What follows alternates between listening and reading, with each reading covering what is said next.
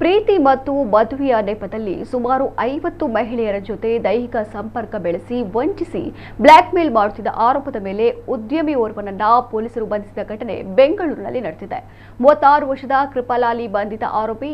ಈತ ವಿದೇಶಗಳಿಂದ ಎಲೆಕ್ಟ್ರಾನಿಕ್ ವಸ್ತುಗಳನ್ನು ಆಮದು ಹಾಗೂ ರಫ್ತು ಮಾಡುವ ವ್ಯವಹಾರ ನಡೆಸುತ್ತಿದ್ದ ಎಂದು ತಿಳಿದು ಬಂದಿದೆ. ಸರ್ಕಾರಿ ಮಹಿಳಾ ಅಧಿಕಾರಿಗಳನ್ನೇ ಟಾರ್ಗೆಟ್ ಮಾಡಿ ಪರಿಚಯ ಮಾಡಿಕೊಂಡು ನಂತರ ಲಂಚ್ ಡಿನ್ನರ್ ಪಾರ್ಟಿಗೆ ಆಹ್ವಾನಿಸ್ತಾ ಇದ್ದ. ನಂತರ ಸಲುಗೆ ಬೆಳೆಸಿಕೊಂಡು ದೈಹಿಕ ಸಂಪರ್ಕ ಬೆಳೆಸ್ತಾ ಇದ್ದ. ಖಾಸಗಿ ಕ್ಷಣಗಳನ್ನು ರಹಸ್ಯವಾಗಿ ಮೊಬೈಲ್ನಲ್ಲಿ ಸೆರೆ ಹಿಡಿದುಕೊಂಡು ಬ್ಲಾಕ್ ಮೇಲ್ ಮಾಡ್ತಾ ಇದ್ದಂತೆ. 45 ವರ್ಷದ ಮಹಿಳಾ ಅಧಿಕಾರಿ ನೀಡಿದ ದೂರಿನ ಆಧಾರದ ಮೇಲೆ ಈತನನ್ನ ಬಂಧಿಸಲಾಗಿದೆ.